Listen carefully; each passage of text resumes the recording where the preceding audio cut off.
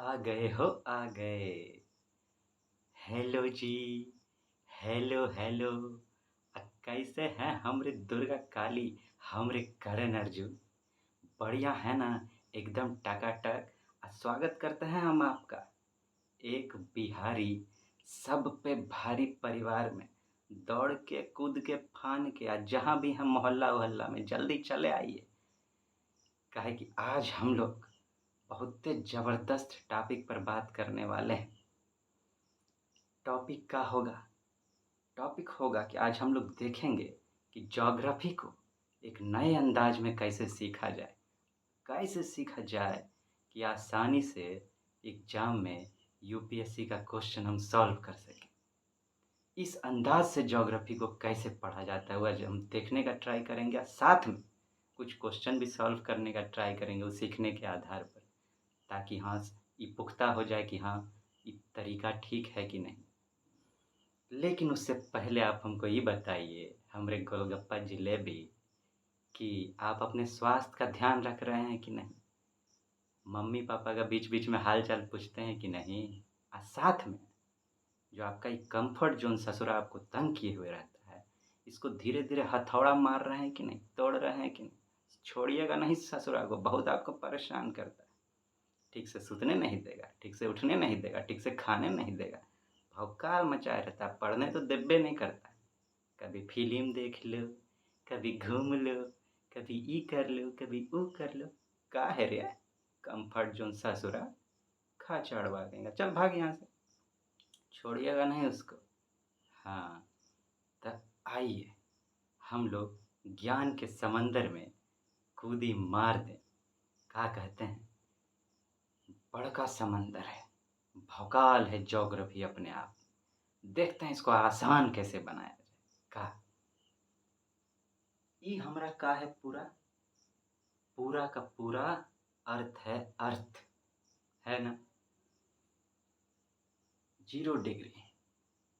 0 degree को क्या कहते हैं? इसको कहते हैं इक्वेटर।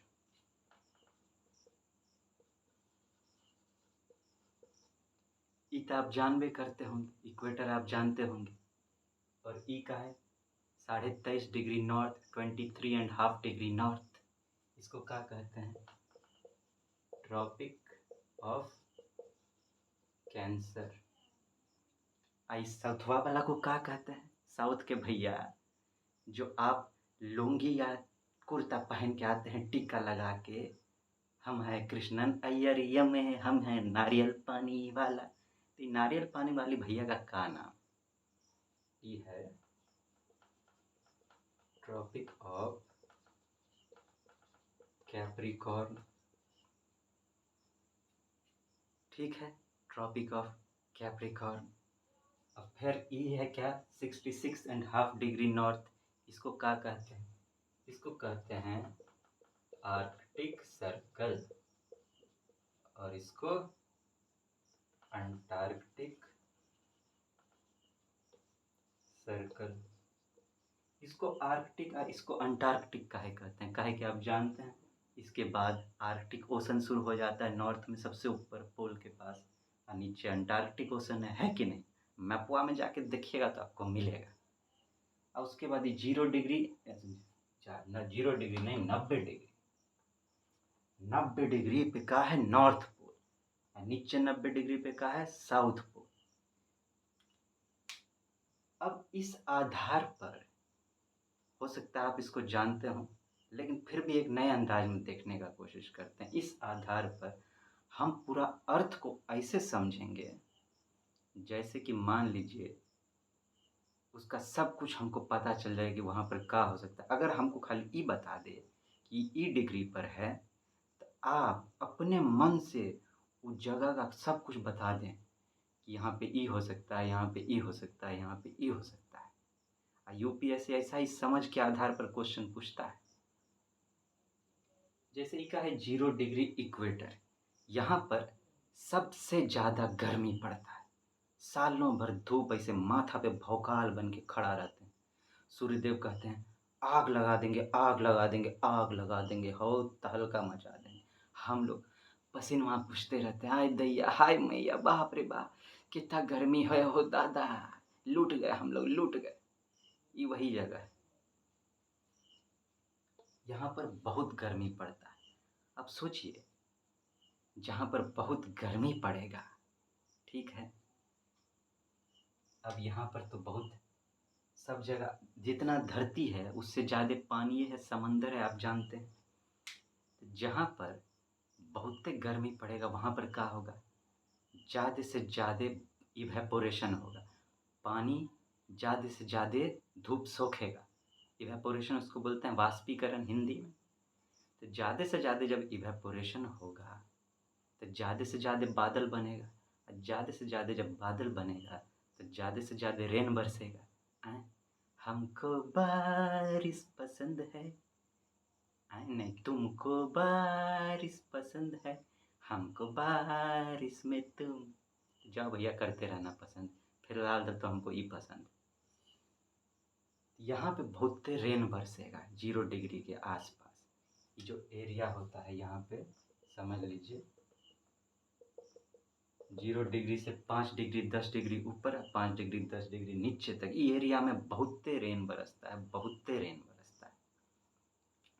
सोचिए, जहाँ पे बहुत रेन बरसेगा, अब बहुत गर्मी पड़ता है इसीलिए बहुत रेन बरसता है, तो बहुत अगर रेन बरसेगा तो यहाँ पे किस तरह का जंगल पाया जाएगा, व्हाट काइंड ऑफ फॉरेस्ट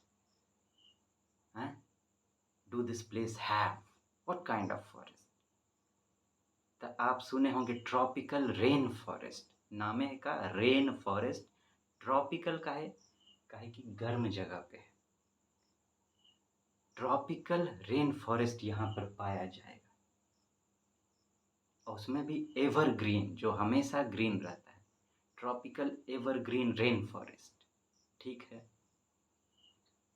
एक तो ई हो गया। अब दूसरा ई बात कि चलिए बहुत गर्मी हुआ जिससे बहुत इवेपोरेशन हुआ, बहुत वर्षा हुआ, तो उस तरह का जंगल पाया गया।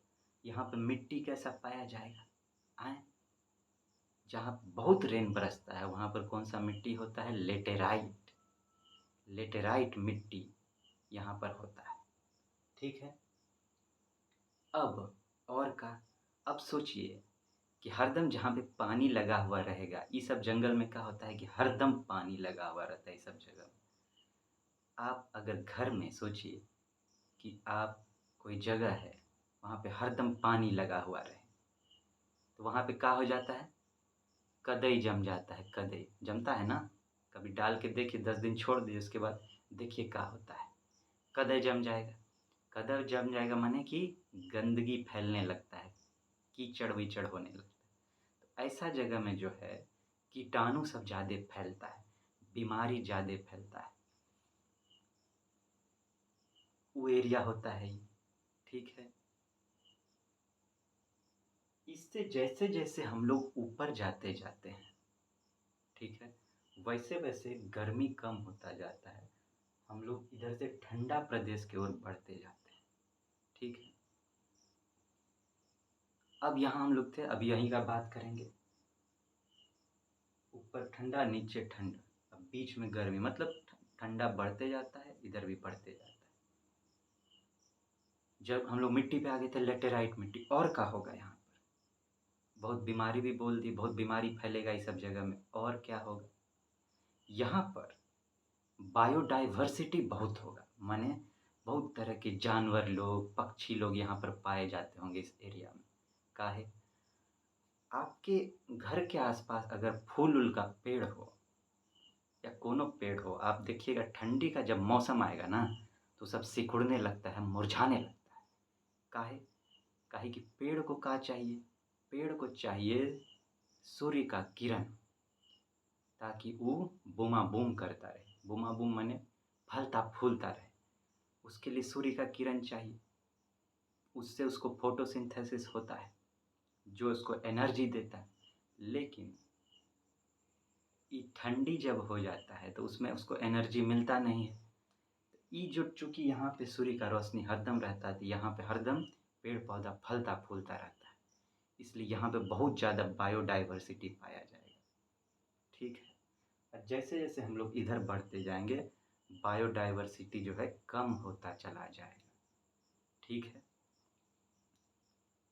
चलिए इस एरिया का कैरेक्टरिस्टिक था, बुझ गए। ठीक है, अब जरा आगे बढ़ते हैं। एक और बात कहना चाहेंगे, ये भले है दुनिया का सबसे गर्म जगह, माने कि यहाँ पर सालों भर कहिए कि सूर्य मथवे पर खड़ा रहता है, लेकिन यहाँ पर सबसे ज़्यादा गर्मी नहीं पड़ता है। ठीक है, काहे काहे कि यहाँ पे बहुते बादल बनता है और बहुते पानी पड़ता है, तो हरदम जो पानी पड़ता रहता है उस वजह से गर्मी थोड़ा कम पड़ता है। थोड़े कम, बहुत कम नहीं, तो किसके बनिस्बत थोड़ा कम, किसके कंपैरिजन में कम पड़ता है? इस एरिया के। यहाँ पे पानी बहुत रेन बरसेगा, ये तो उसके बगल वाला ही एरिया है। आप सोचिए, आप आग के पास रहेंगे तो आपको गर्मी लगेगा कि लगेगा ना? चूँकि यहाँ पर इससे कम रेन बरसता है, रेन यहाँ पे कम होता है, तो यहाँ पर गर्मी तो बहुत होता है, काहे कि ये इक्वेटर के करीब में है, लेकिन रेन थोड़ा कम बरसता है, इस वजह से ये एरिया जो है ज़्यादा गर्म हो जाता है। आप एक्सपीरियंस करते होंगे दिन के टाइम में कि 12 बजे माथवा पे धूप रहता है एकदम, गर्मी के टाइम में माथा पे धूप रहता है एकदम 12 बजे, लेकिन 12 बजे सबसे अधिक गर्मी नहीं होता है। आप देखिएगा 2 बजे 3 बजे के आसपास जाके सबसे ज़्यादा गर्मी होता है, काहे कि धूप से वो तिपता जाता है, उसके बाद असली गर्मी देता है, भौकाल मचा देता है, बाप रे बाप! ये गर्मी तो हालत ख़राब करती है सबका। तो अब अगर धरती पे कोनो एरिया हो जो इक्वेटर के आसपास हो और आपको कहा जाए कि ये जो एरिया है, मान लीजिए कहा जाए आपसे कि भारत का जो निचला भाग है, निचला भाग माने अंडमान निकोबार आइलैंड हो गया, लक्षद्वीप हो गया, ई अगर आपको कहा जाए या कोई भी भाग कहा जाए कि भारत का ई भाग जो है इक्वेटर के करीब में है, आप इस जगह का विशेषता बताइए, कैरेक्टरिस्टिक्स बताइए, तो क्या आप लिख सकेंगे? 5 लाइन 10 लाइन लिख सकेंगे कि यहाँ पर बहुत रेन बरसेगा, यहाँ पर ये मिट्टी पाई जाती है, यहाँ पे बायोडाइवर्सिटी बहुत होगी। ऐसे करके आप 5-10 लाइन लिख सकते हैं कि नहीं? लिख सकते हो। अब हमको यकीन है कि आप लिख सकते होंगे। अब थोड़ा आगे बढ़ते हैं। ठीक है, ये एरिया, इसको क्या कहते हैं? ट्रॉपिकल रीजन का, ट्रॉपिकल रीजन। इसका क्या विशेषता है? What are the characteristics of this tropical region? देखिए, इंडिया कहते हैं, इंडिया जो है एक ट्रॉपिकल कंट्री है। क्या है? Tropical country. यहाँ पर सबसे ज़्यादा गर्मी होगा, यहाँ पे गर्मी बहुत होगा। ठीक है, और का यहाँ पर भी वही सब कैरेक्टरिस्टिक लागू होता है, रेन भी होता है, लेकिन इक्वेटर के कंपैरिजन में जो है कम रेन होता है। ठीक है, मिट्टी कैसा पाया जाता है यहाँ पर? अलग अलग प्रकार का मिट्टी पाया जाता है, कोई एक के मिट्टी नहीं। काहे कि कभी रेन हुआ कभी नहीं हुआ, तो मिट्टी उस आधार पर बनता है कि नहीं? तो मिट्टी विभिन्न प्रकार का पाया जाएगा यहाँ पर। कभी एलुवियल सॉइल भी हो सकता है, कभी लैटेराइट भी हो सकता है, कभी रेड सॉइल भी हो सकता है, कभी पीट एंड बॉग सॉइल भी हो सकता है। डिफरेंट डिफरेंट टाइप का मिट्टी यहाँ पर मिलेगा। बायोडाइवर्सिटी भी होगा बहुत, और यहाँ पे वृक्ष जो मिलेगा, पेड़ सब, जंगल सब, ये भी अलग अलग तरह का होगा। कौन कौन हो सकता है? ट्रॉपिकल रेन फॉरेस्ट हो सकता है, ट्रॉपिकल एवरग्रीन फॉरेस्ट हो सकता है, और ट्रॉपिकल डेसिडुअस फॉरेस्ट हो सकता है, और भी बहुत बहुत तरह का पेड़ यहाँ पर हो सकता है। ये इस क्षेत्र का विशेषता है, यहाँ पे ये सब कैरेक्टरिस्टिक पाया जाएगा, और जो इधर वही इधर, सेम चीज़ अप्लाई हो। ठीक है, अब जरा और ऊपर चलें तो ई रीजन जो है, अब इस थोड़ा ठंडा रीजन होगा, ई थोड़ा ठंडा रीजन होगा। तो यहाँ का क्या कैरेक्टरिस्टिक्स होगा, यहाँ पर सनलाइट थोड़ा कम होगा, गर्मी थोड़ा कम होगा, रेन थोड़ा कम होगा, बायोडाइवर्सिटी भी कम होगा। अभी बहुत देखिए, अभी हम बहुत सिंपल लैंग्वेज में बात कर रहे हैं। आगे चलकर जब हम लोग का ज्योग्राफी पर डिस्कशन शुरू होगा तो छोटा छोटा चीज़ पकड़ कर बात होगा। अभी खाली नॉर्मल बात कर रहे हैं, कैजुअल। कम होगा। जंगल कैसा होगा यहाँ पर, व्हाट काइंड ऑफ फॉरेस्ट, यहाँ पर हो सकता है का टेम्परेट फॉरेस्ट, टेम्परेट फॉरेस्ट, ठीक है। टेम्परेट क्लाइमेट भी, यहाँ का जलवायु भी कैसा होगा, टेम्परेट होगा, कोल्डर क्लाइमेट होगा। बायोडाइवर्सिटी हम बताए कम होगा यहाँ पर। मिट्टी कैसा होगा, पहाड़ी मिट्टी, पहाड़ी मिट्टी। और यहाँ पर का चलता होगा, यहाँ जेट स्ट्रीम चलता होगा, ठंडा हवा, शीत हवा चलता होगा, है कि नहीं। जैसे इस रीजन में का चलता है, लू। हवा का भी अगर बात करें तो यहाँ का चलेगा, लू। आप देखेंगे अगर आप नॉर्थ इंडिया में रहते हो तो गर्मी के मौसम में बाप रे बाप, दिल्ली, हरियाणा, यूपी, बिहार, इस सब में लू चलता है, लू। बहुते आदमी को सुता डालता है। राजस्थान में सबसे शुरू होता है, लू चलता है। इधर ठंडा हवा चलता है, इसको जेट स्ट्रीम बोलते हैं। अब पहुँचते हैं जरा हम नॉर्थ पोल और साउथ पोल पर। ये एकदम ठंडा जगह है, सालों भर बर्फ जमा रहता है। आप देखिएगा Arctic ocean, Antarctic ocean, Arctic Antarctica पर जो है, इस पर कोई आदमी नहीं रहता है। सालों भर बर्फ जमा रहता है, बाप रे कितना माइनस में पता नहीं डिग्री में रहता है, -40-45 तो हरदम रहबे करता है। ठंडी में तो, ठंडी का आगे वहाँ तो हरदम ठंडी पड़ता है, और वो बढ़ जाता है कभी कभी। सनलाइट अगर सन इधर आ गया, नॉर्थ में ट्रांसफ़र हो गया है, सूर्यदेव तो महाराज तो इधर से इधर करते रहते हैं ना हम लोग को बचाने के लिए। कल हरदम गर्मी सालों भर करने लगे तो हालतवा ख़राब हो जाएगा। हरदम ठंडी का है तो उसमें भी मज़ा नहीं आएगा। जहाँ ऐसा है हम लोग का गुड़ गोबर हो जाता है। तो हम लोग अगर इस रीजन में, तो सूर्यदेव का इधर आते रहते हैं, इधर आते रहते हैं, है कि नहीं। जब ठंडी ख़त्म होता है फरवरी मार्च के बाद, सूर्यदेव धीरे धीरे इधर ट्रांसफ़र होने लगते हैं। अब फिर जब ठंडी शुरू होता है तो धीरे धीरे इधर होने लगते हैं, साउथ में। तो कहा कि हम लोग इंडिया कहाँ है, यहाँ पर है। अच्छा चलिए, हाँ तो क्या करे, तो यहाँ सालों भर बर्फ़े जमा रहता है। तो अगर सालों भर बर्फ़े जमा रहेगा, सोचिए, तो बादल बनने का तो सवाल ही नहीं उठता है कि बादल बनेगा। हरदम शीतलहर चलता रहेगा। हरदम जब बादलें नहीं बनेगा तो रेन भी वैसा नहीं बरसेगा। रेन नहीं बरसेगा तो उस तरह का जंगल भी नहीं पाया जाएगा। आप सोचिए, अगर भारत का बात करें, कश्मीर में कैसा जंगल मिलेगा आपको, हैं? पहाड़ी सब पे छोटा छोटा पेड़ मिलता है, क्रिसमस ट्री टाइप, हैं? तो इधर ज़्यादा जंगल भी नहीं, जंगल ना के बराबर होता है, एकदम बहुत, ना ही समझिए, ना के बराबर होता है। वो तो हिमालय इधर ट्रॉपिकल में है तो थोड़ा बहुत पेड़वा हो जाते हैं, यहाँ तो होता ही नहीं। इधर तो कुछो नहीं होता है, ना कोनो पेड़ होता है, और कदई टाइप का कभी कभी जम जाता है, जिसको मॉस एंड लाइकेन बोलते हैं। प्लस बायोडाइवर्सिटी का यहाँ का हाल होगा, होबे नहीं करेगा। बायोडाइवर्सिटी बहुते कम होगा, बहुते कम। एक दो ठो जो ठंडा प्रदेश में सरवाइव कर सकता है, जैसे पोलर बियर सब, वो सब होगा। इस रीजन का विशेषता है। मिट्टी कैसा होगा, मिट्टी यहाँ होबे नहीं करेगा, क्योंकि बर्फे जमा रहता है, तो मिट्टी कहाँ से होगा।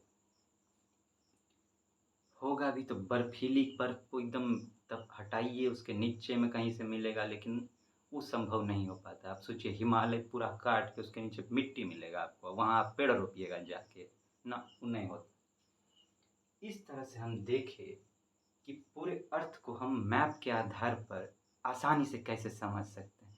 अब आपको अगर कोई बोले यहाँ पर वो जगह है, इसके बारे में कुछ लिखिए, यहाँ पर एक जगह इसके बारे में कुछ लिखिए, यहाँ पर एक जगह इसके बारे में कुछ लिखिए, ऐसा क्वेश्चन भी पूछ दे, आप कर पाएंगे कि नहीं।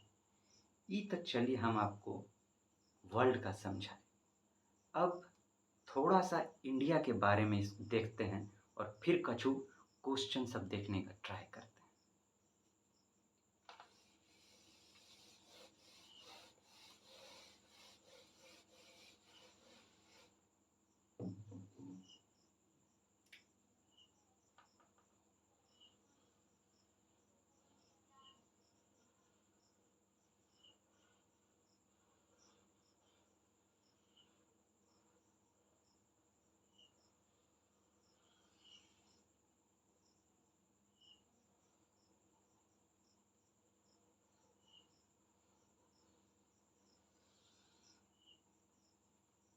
चलिए, ये हमारा इंडिया है, ठीक है। आप जानते हैं ये क्षेत्र जो है, ये हिमालय का क्षेत्र है। ये हिमालय का क्षेत्र है। आज छोटे पोर्शन पर बात करते हैं, हिमालय पर खाली बात करते हैं, ठीक है। वैसे तो बाद में पूरा पूरा बात करेंगे, लेकिन समझने के लिए ज्योग्राफी को किस ढंग से देखना चाहिए। हिमालय का क्षेत्र है, पूरा पूरा पहाड़ी क्षेत्र है।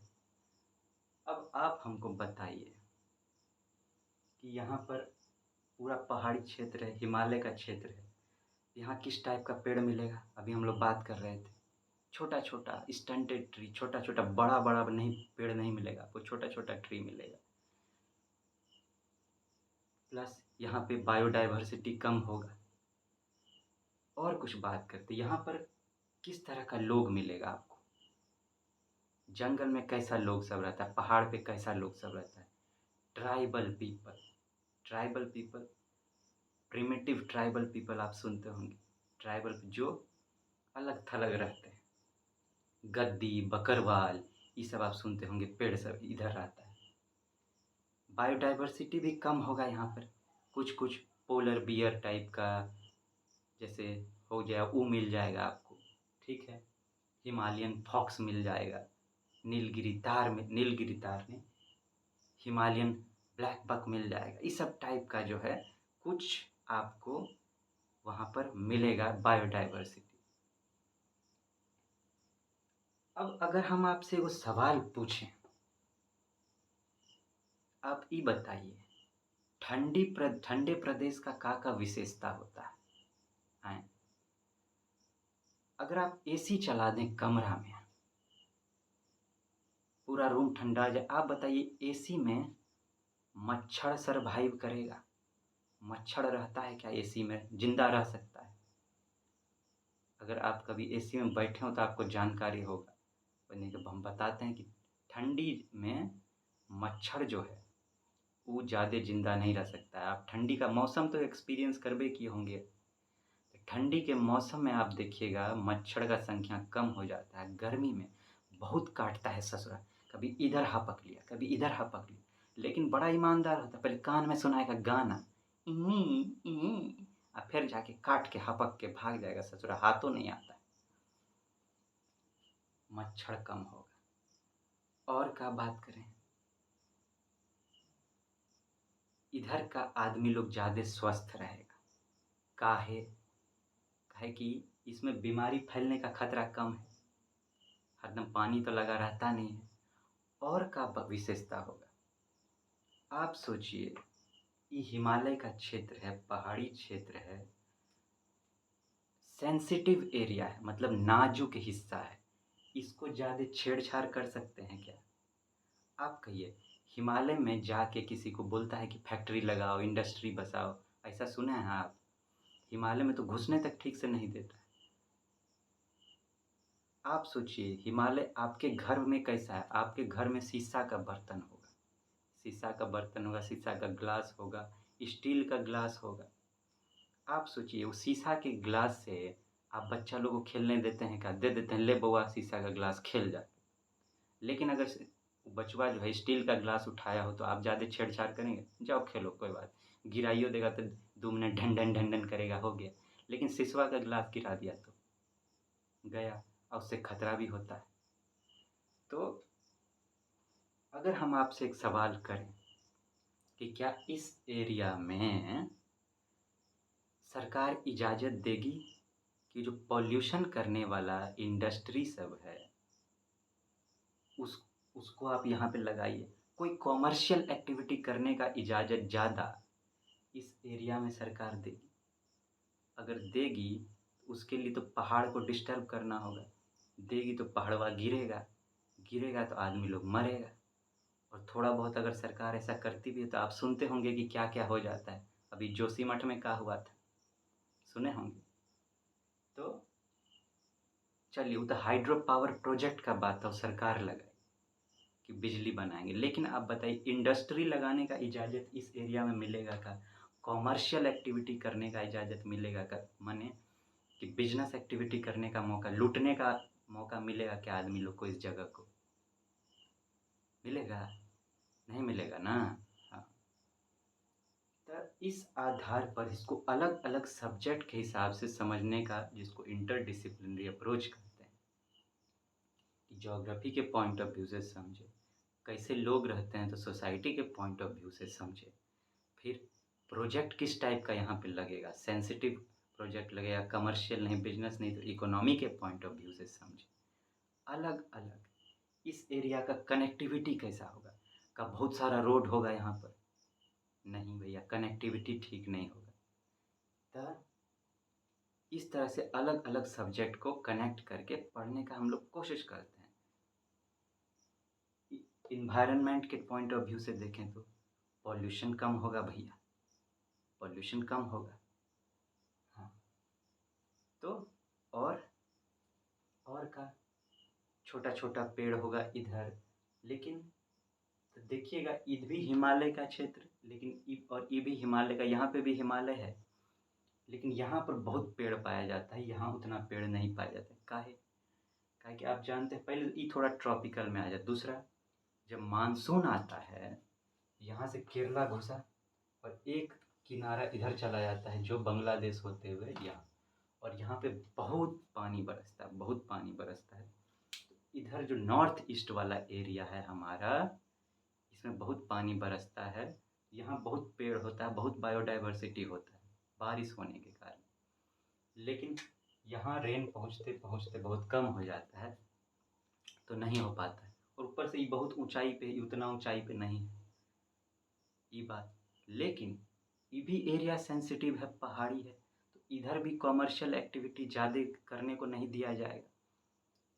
और ऊपर से पेड़-पौधा भी बहुत है, जानवर लोग भी बहुत है।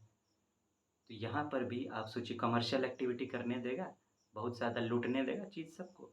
नहीं लूटने देगा। प्लस यहाँ ट्राइबल लोग भी बहुत रहता है। अभी मणिपुर का जो राइट हो रहा है देख रहे हैं, ट्राइबल लोग के बीच में हो रहा है, तो इधर भी नहीं करने देगा कमर्शियल एक्टिविटी। इस तरह से समझने का ट्राई करते हैं चीज़ों को अलग-अलग विषय के आधार पर।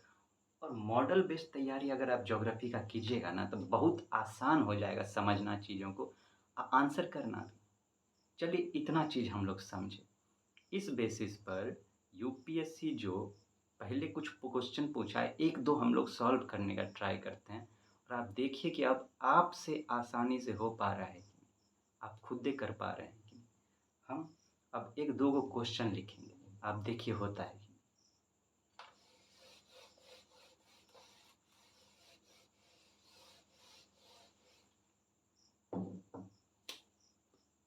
अब हो, चलो हो, क्वेश्चन सॉल्व करते हैं। जय हो, जय हो, जय हो। अब बोर तो नहीं हो रहे हैं ना? आएँ? बोर हो रहे हैं? कोई नहीं, बहुत पढ़ लिए। अभी इससे पहले कि क्वेश्चनवा सॉल्व करें, तनी हम लोग कुछ हँसी मुस्कुरा लें। का आइए आपको तो ज़बरदस्त चुटकुला सुनाते हैं। का चुटकुला?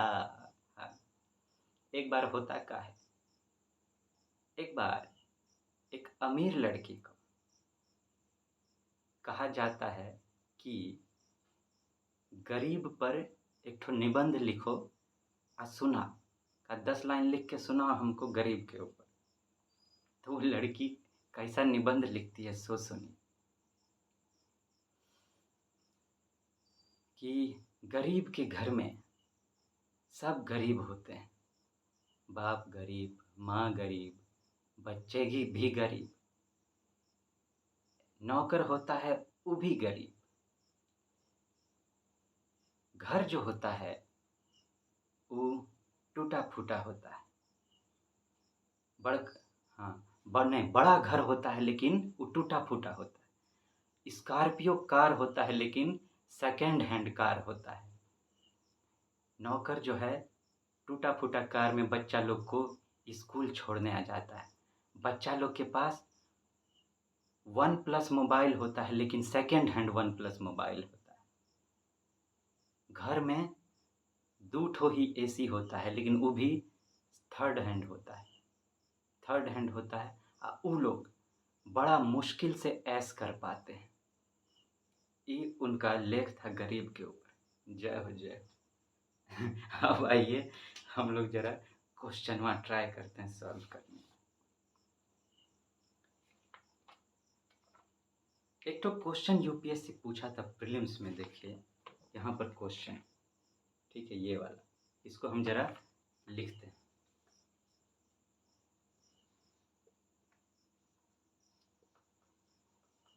रिसेंटली दिख रहा है ना आपको?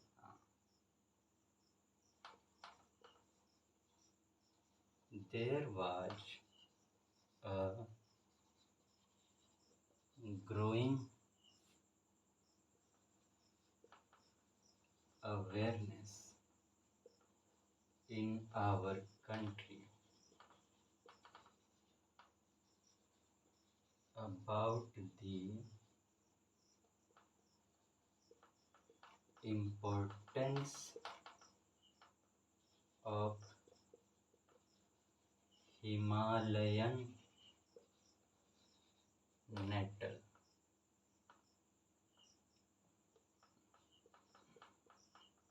Girardinia diversifolia, because it is found to be a sustainable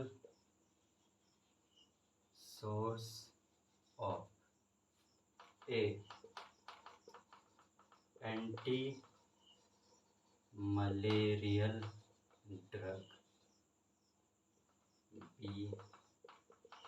biodiesel, C. pulp for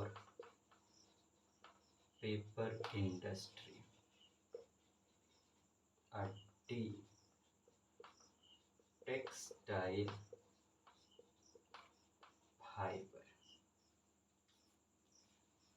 हम लोग जो अभी समझे हैं उस आधार पर देखिए क्वेश्चन सॉल्व होता है कि नहीं। मान लेते हैं इसका जानकारी आपको नहीं है, अब बहुत कम चांस है कि होगा, काहे कि इस शब्द है का पूछ रहा है कि recently there was a growing awareness in our country about the importance of Himalayan nettle. अभी कुछ टाइम पहले हमारे देश में बहुत जानकारी बढ़ रहा था, किसके बारे में अवेयरनेस बढ़ रहा था? हिमालयन नेटल के बारे में। क्यों? Because it is found to be a sustainable source of, ये सोर्स है किस चीज का? ये 4 ऑप्शन दिया है। क्या कहता है? हिमालयन नेटल मतलब कि हिमालय में पाया जाने वाला नेटल। अभी आप हिमालय को समझे हैं, हम आपको समझाए हैं, उस आधार पर अब इसको ट्राई करते हैं। एंटी मलेरियल ड्रग मतलब मलेरिया भगाने वाला दवाई। अभी हम आपको क्या कहे थे कि ठंडा प्रदेश है हिमालय, ठंडा एग्जाम्पल दिए थे कि एसी में क्या मच्छर सरवाइव करता है, तो उधर मच्छर ज़्यादा होगा क्या? तो पूरा ठंडे ठंडा है न, मच्छर ज़्यादा होगा क्या? ना के बराबर। तो अगर मच्छर है ये नहीं है तो आप ये बताइए प्रकृति क्या करती है? जहाँ पे जिस चीज़ का ज़रूरत है वहाँ पर वही चीज़ उगाती है कि नहीं? अगर हिमालय में मच्छर पाया ही नहीं जाता है तो हिमालय में मच्छर का इलाज काहे मिलेगा भैया?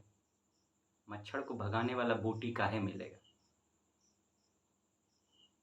है कि नहीं? जहाँ पे जिसका ज़रूरत है प्रकृति वहीं वहीं वहाँ पे उसी चीज़ को उगाती है।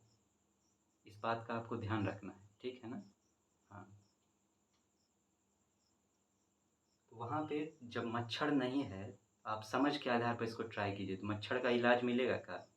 नहीं। तो इसको मान लेते हैं उस आधार पर काट के। बायोडीज़ल, बायोडीज़ल, बायोडीज़ल क्या है? पेट्रोल उट्रोल बनाने के लिए, वो पेट्रोल एक तो हो गया अथी वाला, लेकिन बायोडीज़ल भी तेल है एक तरह का, लेकिन वो क्या होता है, बायो प्रोडक्ट से बनता है, जो प्रकृति बनाती है उससे। आप सुनते होंगे कि अब गाड़ी वाड़ी में बायोडीज़ल भी डाला जाता है। तो आप सुनिए, सोचिए कि अभी हम क्या कहे थे, ये बायोडीज़ल का है, कॉमर्शियल एक्टिविटी हो गया। इतना सारा गाड़ी चल रहा है, उसमें बायोडीज़ल करेंगे। अगर हिमालय का कोई चीज़ अगर हम लोग बायोडीज़ल बनाने में लगा दें, तो हिमालय बचेगा क्या? अगर बायोडीज़ल बनाने लगे तो हिमालय, सोचिए, हिमालय बर्बाद नहीं हो जाएगा? कितना कमर्शियल एक्टिविटी सब करने लगेगा जाके वहाँ पर। तो हिमालय में ऐसा कुछ पाया जा सकता है क्या कि हिमालय को बर्बाद कर दिया जाए? अभी हम आपको क्या बोले थे, उतना कुछ वहाँ मिलेगा ही नहीं, बायोडाइवर्सिटी वहाँ उतना है ही नहीं। हिमालय में कोई कॉमर्शियल एक्टिविटी का चीज़ नहीं हो सकता है। ये गया pulp for paper industry. Paper को बनाने में बहुत सारा पेड़ लगता है, बहुत सारा पेड़ लगता है। क्या वहाँ पेड़ है? थोड़ा बहुत जो हो भी, क्या उसको काटने देगी सरकार? उतना पेड़ तो वहाँ मिल ही नहीं सकता है। ये भी पेपर इंडस्ट्री क्या है, कमर्शियल एक्टिविटी है। कितना पेपर, कितना पेड़ रोज कटता है उसके लिए, बाप रे बाप। अगर उधर का भी बात करें, नॉर्थ ईस्ट का भी बात करें, उधर क्या जंगल काटने देगी सरकार उतना? हाँ, काहे कि सेंसिटिव एरिया है। जैसे हम आप बोले थे, आपका शीशा का ग्लास आप खेलने देंगे बच्चा लोग को? हाँ, तो पेपर इंडस्ट्री के लिए बहुत पेड़ का ज़रूरत है। वहाँ तो पहले पेड़ भी नहीं है, तो होता भी तो कमर्शियल एक्टिविटी सरकार अलाउ नहीं करती, मिलेगा भी नहीं। वैसे पेड़वा है ही नहीं तो मिलेगा कहाँ से? ये भी गया। बच गया टेक्सटाइल फाइबर। टेक्सटाइल का है, कपड़ा बनता है उससे। टेक्सटाइल, टेक्सटाइल मिल सुनते होंगे, कॉटन टेक्सटाइल मिल सुनते होंगे, कपड़ा। अब सोचिए, ठंडी में कितना कपड़ा पहनने का ज़रूरत पड़ता है। ठंडी का अभी हम लोग एगो टी शर्ट में काम चल, ठंडी आता है, इसके ऊपर से स्वेटर डालो, उसके ऊपर से जैकेट डालो, उसके ऊपर से टोपी डालो, नक वो ढक लो, कंबलवा में घुस के सूत रहो। बाप रे बाप, कितना कपड़ा का जरूरत पड़ता है। तो सोचिए, सबसे ज़्यादा कौन सूट कर रहा है इसको? ये कपड़वा वाला। इस समझ के आधार पर अगर आपको नहीं भी आता है, आप इसको टिक मार देंगे और ये सही हो जाएगा, और ये सही है। जब हम ये क्वेश्चन देखे थे तो हम भी इस शब्द नहीं सुने थे, लेकिन समझ के आधार पर हम इसको सॉल्व किए। ये 2019 में पूछा गया था। हाँ, देखें ज्योग्राफी को आप किस तरह से समझेंगे, हम लोग देखें एक नया अंदाज में कि कैसे आसानी से ज्योग्राफी को समझा जा सकता है, और समझ के आधार पर फिर क्वेश्चन कितना आसान हो जाता है हमारे लिए। ऐसा बहुत से क्वेश्चन है जो आगे हम लोग जब ज्योग्राफी पढ़ेंगे तो बात करते रहेंगे, ठीक है ना? तो हमरे दुर्गा काली करण अर्जुन, हमरे टाइगर टाइग्रेस भौकाल टाइगर टाइगर। हमको उम्मीद है कि हम अपना जिम्मेदारी ठीक से निभाए होंगे। आप भी मन लगा के ध्यान से सुनिएगा, पढ़िएगा, ठीक है ना? हंसते मुस्कुराते रहिएगा। अभी हम चल रहे हैं, लेकिन फिर जल्दी आपसे मिलेंगे। का जाने दीजिएगा कि नहीं? आप कहिएगा सर जी इतना पढ़ा दिए, भौकाल मच गया, अब और नहीं पढ़ाइएगा। ना ना, टेंशन वाना ही लीजिए, टेंशन लेना ही नहीं है आपको। तो जल्दी मिलते हैं आपसे, टाटा गुड बाय करते हैं।